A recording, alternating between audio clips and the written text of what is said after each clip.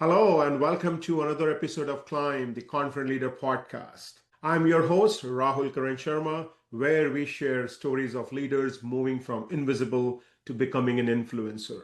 Today, I have a pleasure to introduce a friend of mine, hails from Canada, best-selling author, and award-winning keynote speaker who truly knows the cost of high performance and the power of pausing. After leading major initiatives across government, finance, and nonprofit sector, he stepped away for a year-long family sabbatical across 8 countries, a journey that reshaped his view on leadership and success. Today, he equips organizations and teams to use pausing as a performance strategy, blending humor and wisdom to help people lead with clarity, resilience, and results. Ladies and gentlemen, please welcome one and only Charles Achampong to our show. How are you doing, Charles? I'm doing very well, Rahul. Thank you so much for the warm welcome. It's great to be here. Appreciate it. I know we have been talking for long, and finally we are here today. So I'm very pleased for our listeners and our audience that we were able to get you on the show. And we did learn about you when we were having our pre-call, but I would like our audience to know about your leadership journey, Charles, how things started and where you are now. Give us a gist of your leadership journey, please. Sure. So, you said at the outset, Rahul, that my name is Charles Achampong. I'm a speaker, a best-selling author, and someone who knows both the grind of high performance and the freedom of being able to press pause. And so for over, I'd say 20 or so years, I built a career across government, financial services, the nonprofit sector, again, leading a number of initiatives with urgency, many long hours, like many people are accustomed to, and really constant travel was a part of the variety of jobs that I've had over my career. I was driven, but in many cases I was drained. And then last year, my wife and I, we did something only people dream about, and we pressed pause on our careers and took our 2 young daughters on a literal trip around the world. So 8 countries, 4 different continents, and in just under a year. And, we didn't just collect stamps in our passport. We really collected a whole new perspective of life and living. And that year gave us space to reconnect as a family. It forced me to reimagine what success really looks like as well. And out of that journey came my book. I published a book, something that I didn't envision doing, my Around the World in Family Days. So for those of people who are watching the video here, it's a travel memoir, yes, but more than that, it's really more about a story about identity, about family, and what happens when you step away from routine long enough to actually notice what happens, right? And so now I speak to ambitious professionals and organizations who are pursuing pausing as a strategy, not necessarily as a retreat, right? Mm-hmm. And so the big thing I focus on now is that through sustainable performance doesn't come from speed alone, right? It comes from a particular rhythm, right? So knowing when to push, when to pause, when to reflect, right? So I'm really kind of focusing on really getting people to build powerful pauses into their day so they can stop living on empty and start living more fully in terms of their focus and their work ethic. Wow. I think the power of pause, very few leaders really know it, or I would say very few leaders execute it. Mm-hmm. And I think Yes. what you are bringing up through your book is the impact a leader can make by just pausing. Is phenomenal results that leaders can get, which will have a positive impact on their teams. Mm-hmm. Before we dive in further in our conversation, I would love for our audience to know more about your book, Around the World with the Family Days. Share with us what motivated you to write it and what learnings you got based on your trip that you had. Yeah, it's a great question. It's interesting, Real. When I returned back from our sabbatical last year, I was going to return back to the job that I had taken a leave of absence for. But like in many things, or even in many cases, return back to the life that I had left behind, that we had left behind for the time that we were traveling. And when I returned back, I found that my job was no longer available. And of course, you go through the various stages of grief in terms of that experience. And so my knee-jerk reaction was to apply for jobs. But as I was applying for jobs and going through the interview process, I could hear the words coming out of my mouth, but there's this voice in the back of my head saying, you're meant for something else. You're meant for something different. And so I stopped pursuing that journey of going back to work and started grinding the numbers and running the numbers and realized that there were other things I could kind of pursue as opposed to returning back to corporate life. I would spend a lot of time thinking and brainstorming and hypothesizing and asking people. And I came across a childhood friend of mine who has her own publishing company. And she says, listen, you've been telling, very insightful stories, very humorous stories about your experience with your family on this trip around the world. You should write a book. You writing a book was the absolute last thing on my mind. It's never something that's been on my bucket list. Sure. On my second list, third list, fourth list, fifth list. It's just not something I've ever wanted to do. I enjoy reading, but writing a book was not something that was front of mind. And over time, like in many things, my spouse was correct. She goes, this should be the thing that you should focus on. It could be a legacy to your kids. It could be something where you share your experience to others who want to pursue something like this, or, just figuring out how they can build these powerful pauses into their life. And so I went through the experience of what people would typically do in a year or two, I did in 6 months. And I mean, hindsight being 2020, I probably wouldn't take the amount of time. I would have taken much more time to have written the book because it became my thing. I almost wanted to prove to people that I was doing something with my time, and maybe even to myself. And so I kind of poured my heart, might, and soul into it, hid in the basement, wrote the book. The book is not about we went here, we saw this, we ate this. That's like the equivalent of me showing you vacations or pictures from my vacation, right? Your eyes start to glaze over. So what? It's meant to be a book that talks about the impact of us traveling to these different countries and, and how it changed myself, my relationship with my spouse and my kids. And it talks about the power of pausing and how we were able to find time to reflect and, find time for stillness. It also talks about the change that I saw in all of us in terms of how we were able to collectively improve our failure immunity. Not necessarily immunity from failure itself, but more immunity to the sting it feels that leaves behind when things went wrong as part of our travel. So it's a book that talks about all these experiences and the places that we went to. And I just asked you to think differently about your own life. It doesn't necessarily have to be a sabbatical. It could be about how do you find these pauses so you can kind of continue that sustainable life that you want for yourself. Sure. Wow. And I know taking a pause, yes, while speaking, taking a pause, you can relate to. But the pause that we are talking about, or Charles is talking about, is taking a step back and allowing yourself to reset, allowing yourself to reflect on all things have happened, and then react, take action. So that's the pause you're talking about. And Charles, I know you are a big advocate of that pausing is not an escape, but a strategy. Yes. So how have you integrated strategic pauses into your post-sabbatical life and the leadership roles that you are playing today? Yeah, I think like many people, my muscle for speed was ripped, right? But my muscle for pausing was atrophied. It was weak. I could sprint, but I hadn't trained for myself to pause for performance or for wellness. And like any muscle, you have to build it through repetitions, through reps, right? So, a pause before I go into a slew of back-to-back Zoom meetings, saying no to what doesn't align to me, right? Subtracting instead of adding. That shift for me from reflexive speed to more intentional originalism is what's changed everything for me. And even when I speak to leaders or to executives, I talk about the pausing framework, just in terms of it from a performance perspective. So it's about pausing to shift. It's about pausing to see, and it's about pausing to strengthen. So when you're pausing to see, it's about stepping back before making a decision and looking at all the possibilities, the priorities, the problems, the pitfalls, the potential before making an assessment or a decision.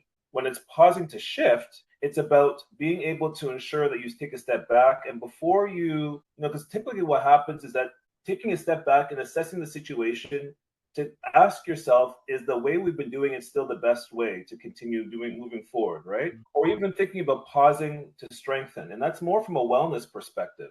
You think about the fact that So many athletes have perfected this thing, this idea of being able to use recovery as an important part of their performance plan, right? And you think of all of the athletes that you know, even the high profile ones that invest significantly into their well-being. And as executives, as leaders, if your mind is your muscle, right, we somehow think that it never needs recovery, right? And so when we're continually using it, then we're surprised when we burn out or when we are exhausted or when we can't do no more. So it's about being able to identify what are the things that you can do throughout your day to make them sustainable. And I walk through a framework that I work with executives to try and weave those pauses into their day. But it's about the intention behind what you want to do and find those pauses as opposed to the pauses themselves. So listeners, it is all about the intention behind those pauses. Yes. Just because Charles and I are asking you to take a pause does not mean that you just take a pause. There has to be an intention. And pausing is not just you just pause for a minute or two. Pausing for recovery, pausing to strengthen yourself, pausing to reset yourself. So pausing before taking a big decision. So that's what Charles is talking about, those strategic pauses, and those has to be intentional. So thank you for sharing that golden nugget to our audience, Charles. I appreciate it. My pleasure, yeah. Now, when we are talking about pauses, and I have come from a very high performing as well as a very high pressure industry, the recruiting and staffing industry, Charles. And there, the mindset is very different. There is a hustle mindset. Now, Definitely. when we are talking about pause, and today the norm is a hustle mindset, which is very countercultural. It Yes. is probably people may not relate to it. People may think that, hey man, I need to move forward. It is a hustle and bustle life. So when you started these strategic pauses, or when you started to learn about these power of pause, Charles, what kind of internal resistance you had to face, Mm, and how you mm. overcame it, and what will be your tips to others who are Mm. facing a similar resistance? Yeah, I mean, it's difficult because, as you said, like the biggest resistance for many people is what's internal and what we validate externally as well. And I think the big thing that really sort of emphasizes that I'm not anti-hustle, but I'm pro pausing, pro reflection, right? Because the biggest resistance that most of us have is our identity.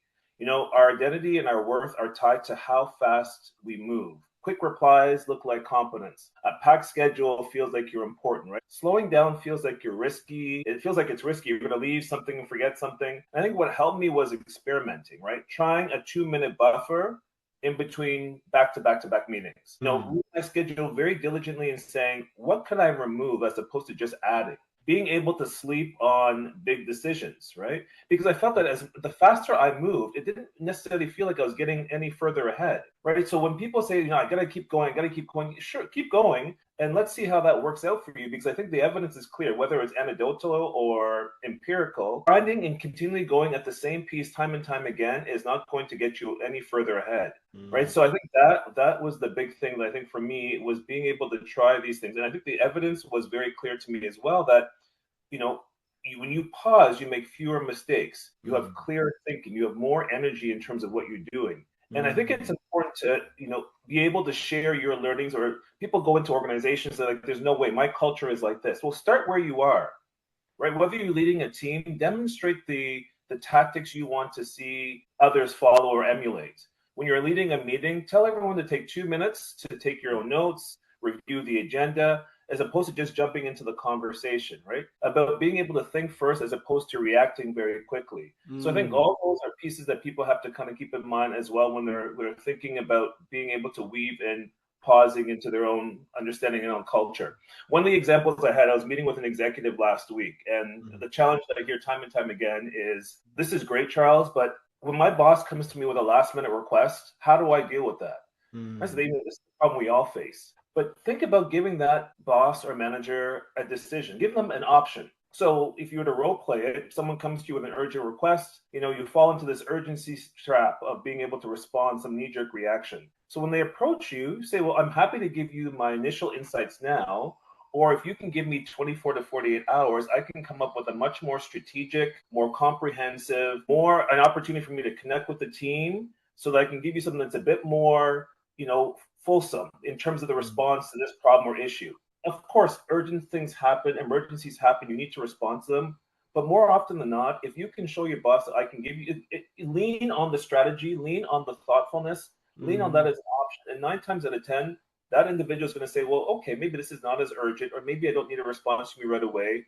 I can take that 24 to 48 hours. There's your pause. There's your opportunity to pause to see, make a decision, speak to your peers or colleagues before actually making a decision. So if you create that environment and if you can manage upward by using some of those tactics, those go a long way. Absolutely.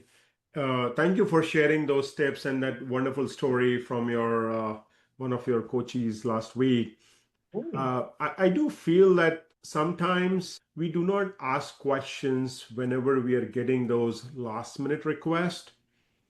In my experience, I have seen there are certain C-suite leaders or senior leaders. It has become a habit for them Yes. that whatever they need it urgently. Yes. So their time is the only precious. Everyone else's time, they do not care. Correct. And probably they may have seen that in their organization. They may have seen that around them. But I think as leaders, one, we need to respect everyone's time.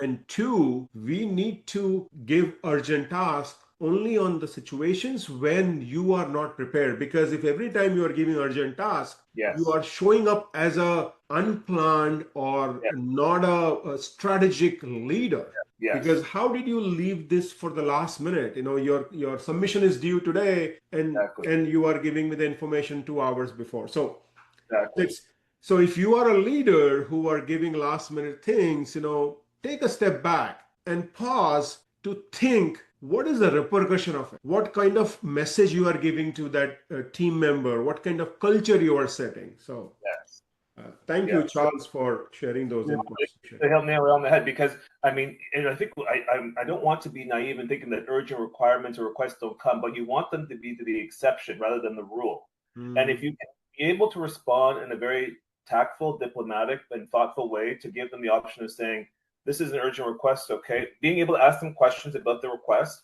or being able to demonstrate, hey, or even being able to say, if I tackle this, that means that these things are not going to be dealt with, or even just giving them the option of saying, it's either I can give you the response now, because this is an urgent request, or I can give me 24 to 48 hours. And even though that's not a lot more time, it does give you the time then to be able to go back to your team and say, this is the situation, they asked for something, require urgent request.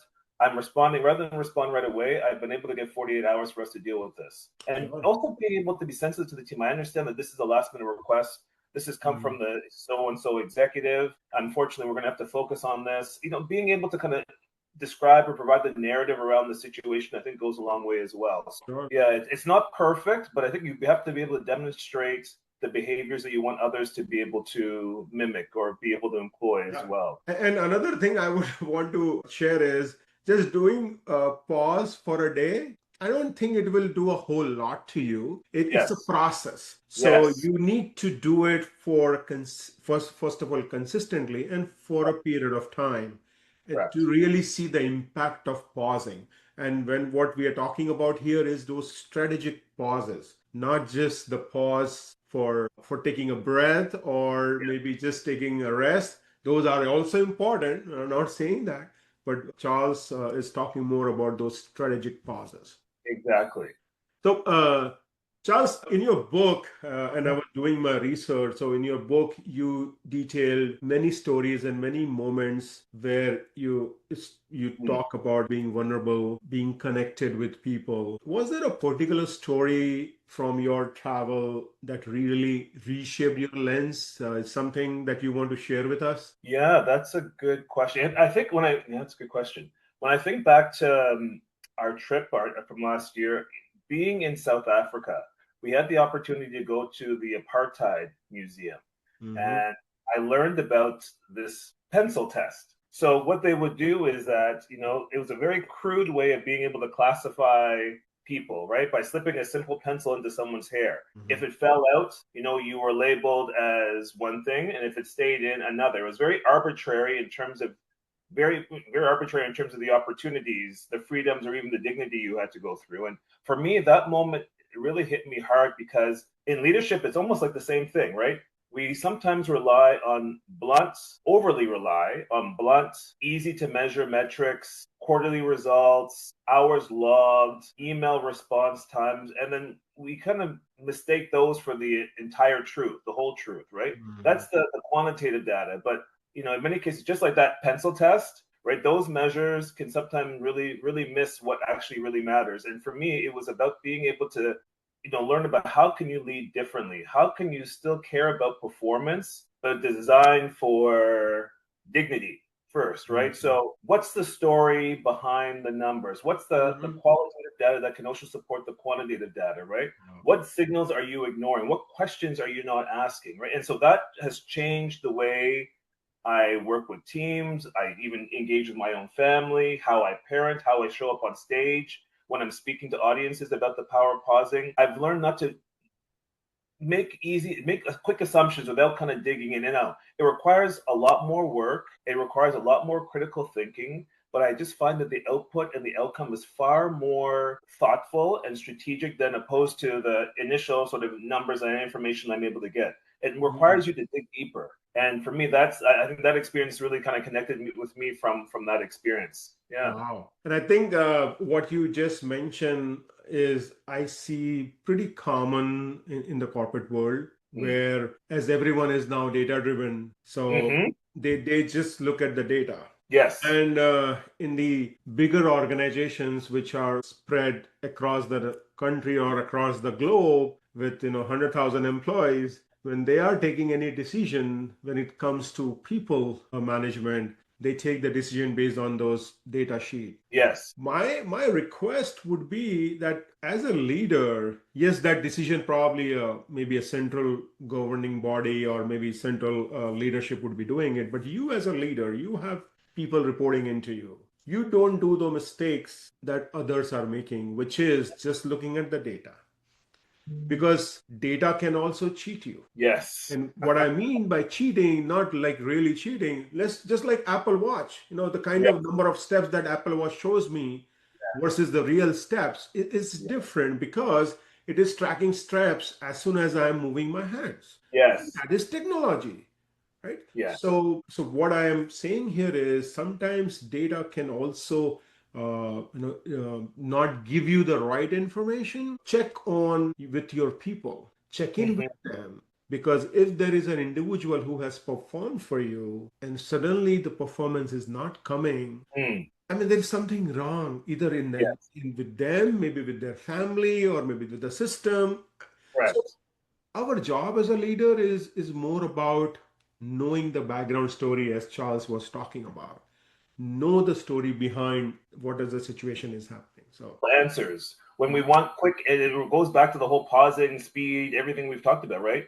People want to be able to move quickly. They want quick answers. They want to be able to solve it and move on to the next thing without actually doing the work, the heavy lifting that is required before, again, pausing to see and pausing to take the time, whatever that amount of time is, to ask the question to make sure. And the big thing, I think, also to clarify too, Rahul, is that when people are like, oh, well, how long are you supposed to pause for? In perpetuity? No, it's time limited, right? So the difference between this kind of paralysis by analysis, however you want to call it, is that you are taking a pause, you're actually articulating the reason why you're taking a pause, and you're setting a time limit to what it is that you need to do to assess the situation before making a decision, right? So I think you may not be happy with the outcome of the decision, but at least you're taking a thoughtful approach to make a decision by looking at all the information before making that decision through that pause. Absolutely. Well, Charles, I think you have shared amazing insights today from your experience. For our listeners, leaders who are watching us on YouTube, and the organization leaders, if they want to know more deeper about your work, what is the best way for them to connect with you? Yeah, so you can either connect with me through my website at charlesachampong.com. I'm also active on LinkedIn, so you can look me up on LinkedIn and see some of the things that I'm up to there from that perspective. You can connect with me on Instagram at Around the World in Family Days as well. And so those are generally the places that you can reach out to me and connect with me to chat more and learn more about the power of pausing and my interest in being able to take this message to places on stages to really impact the work that is happening either at a leadership level or at an organizational level as well. Awesome. So, listeners, if you are planning any meeting, maybe within your association or within your organization or within your teams or any lunch and learn lessons, invite Charles to have a conversation with your team about the strategic pauses, and you will see an impact. You will see a difference in your people. So give a chance and give an opportunity to Charles to share his wisdom and accelerate the growth of your people. So thank you, Charles. Now, before I let you go, my friend, we have this fun rapid fire round where Yes. we have these 5 questions coming your way, and we would want to hear from you the responses. Okay? Sure. You ready, my friend? I am. Yes, let's do it. All right. This first one, a quotation you live by. A quotation I live by. I'd say one is, to whom much is given, much is expected. Your go-to food that you can eat anytime, anywhere. Oh boy, I love all kinds of food. I would probably say Thai or some sort of Asian food, Indian. I could eat any of those foods anytime. Yeah. Okay, great. And are you a morning person or a night owl, Charles? Oh, definitely morning person. I'm the first one up in the house. Yes. Okay. What's one leadership skill you wish someone would have taught you earlier? I would say leadership skill. I would say the ability to ask really good questions. Answers are easy to come by, but being able to listen and ask really good questions, insightful questions. Okay. That's amazing. And the final one, if your career were to be a Netflix series, what do you think the title of season 1 be? Maybe season 1 would be Chasing the Ladder, and season 2 would be Learning to Pause, or something along those lines. Okay, yeah. Chasing the ladder, learning to pause. Great. Yeah, or climbing the ladder, or something along those lines. Yes. Okay, awesome. So thank you, Charles, once again for finishing our rapid fire round. Now, as a ritual, I would share my learnings from the show. And our listeners or people who are watching us on YouTube, now is the time for you to put in comments what is your biggest takeaway from the show. There were many aspects that Charles touched today. I will talk about a few of them. He spoke about strategic pauses. Pauses to reflect, pauses to react, pause to strengthen yourself, pause to recovery. I mean, anything that you are dealing, you can have those strategic pauses. So that was number one. Another quotation, or he used this term, build muscle. Your muscles are built through repetition. So whatever you are doing, you need to repeat it. And whether it is about the strategic pauses or whether it is about handling your people, make sure that you are repeating it. And it's a known phenomena that if you repeat it for 21 days, that process becomes a skill, right? Some of the tips Charles gave to overcome resistance when you are building these strategic pauses. One of them was to start with 2 to 5 minutes buffer between your meetings. You can start with that instead of having back-to-back meetings. And one of the outcome or one of the merit to implement strategic pauses in your daily life is it allows you to think more clear. It allows you to have a better perspective of things and have a very calmer approach towards the subject that you are dealing with. Another one, just the last one, is data. Yes, data is good. You need to be data driven, but it is not always that data will give you the true picture. They can give you a picture, but if things are not looking good, don't just make a decision based on the data. Have a conversation with that person. Get to know the story behind whatever the situation is. So that was for me the learnings, the golden nuggets that from our episode today. We'll be waiting to see your golden nuggets or your lessons from today's episode. Once again, Charles, wholeheartedly thank you for being here on the show. It has been a pleasure to know about you, to know about your book, and the impact that you are making in our community. So Thank you. Thank you, Rahul. Thank you very much. It's been an enjoyable experience. Thank you very much for having me. awesome. All right. Have a great rest of the day. Thank you. Thank you.